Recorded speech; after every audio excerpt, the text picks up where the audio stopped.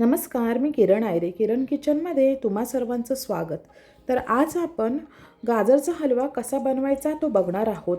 या हलव्यामध्ये मी दुधाचा वापर केला नाही आणि माव्याचाही वापर केलेला नाही, तरी पण खूप छान आणि टेस्टी असा हा गाजरचा हलवा होतो. आणि हा गाजरचा हलवा आपण करून फ्रीजमध्ये ठेवला तरी हा 8 ते 10 दिवस चांगला टिकला जातो आणि आपल्याला पाहिजे तेव्हा गरम करून आपण खाऊ शकतो.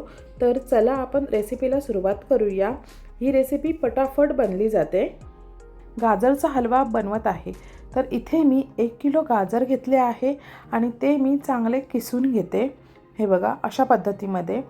जर तुम्हाला हे गाजर कापायचे असेल आणि कुकरला लावायचे असतील तर तसेही करू शकता. तर इथे मी गाजर किसून घेतले आहे आणि एका कढईमध्ये मी 1 मोठा चमचा तूप घातलेला आहे आणि त्यामध्ये मी आता गाजर आहे ते मी घालते. तर इथे हे मी गाजर आहे ना असंच घालते, पिळून घ्यायचं नाही, हे गाजर असंच घालायचं.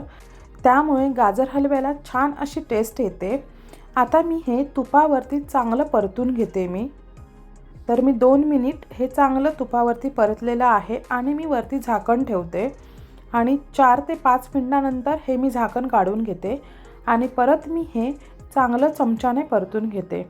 आणि यामध्ये मी आता साखर घालते. तर मी 1 वाटी अशी मी साखर घातलेली आहे. तुम्हाला केवढं गोड पाहिजे तितपत तुम्ही त्यामध्ये गोड घाला. तर आणि मी हे चांगलं चमच्याने फिरवून घेते.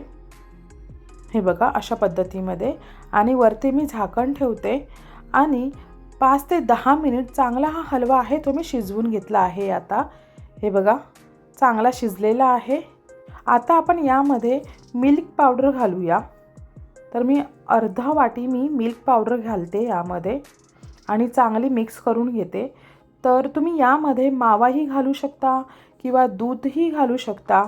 तर इथे मी मिल्क पावडर घातलेली आहे आणि इथे चांगलं मी 1 ते 1.5 मिनिटभर चांगलं परतून घेते मी आणि वरती झाकण ठेवणार आहे आणि परत मी 5 मिनिटभर चांगला शिजवून घेते. आणि एका बाजूला मी पॅन ठेवला आहे आणि त्यामध्ये 2 चमचे मी तूप घातलेलं आहे. तूप चांगलं वितळलं आहे. आता त्यामध्ये मी ड्रायफ्रूट्स घालते. तर यामध्ये मी काजू, मनुका आणि बदाम घेतलेले आहेत. पण मी काजू आणि बदाम आहेत हे मी आता चांगले तुपावरती परतून घेतले आणि त्यानंतर मी त्यामध्ये मनुका घातलेला आहे.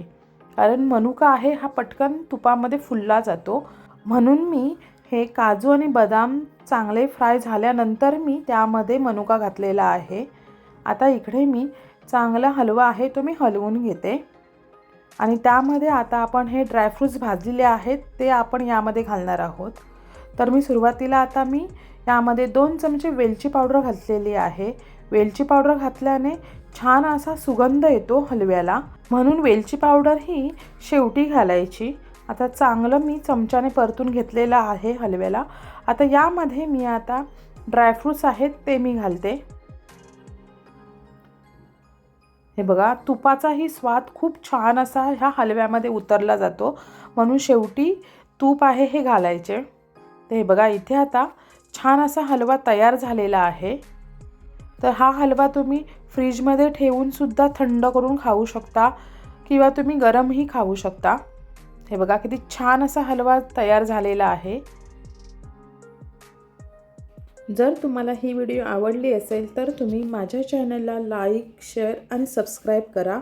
आणि ही रेसिपी तुम्हाला कशी वाटली ही तुम्ही कमेंट्समध्ये नक्की सांगा. तर चला भेटूया अशीच एक नवीन व्हिडिओ घेऊन. तोपर्यंत नमस्कार.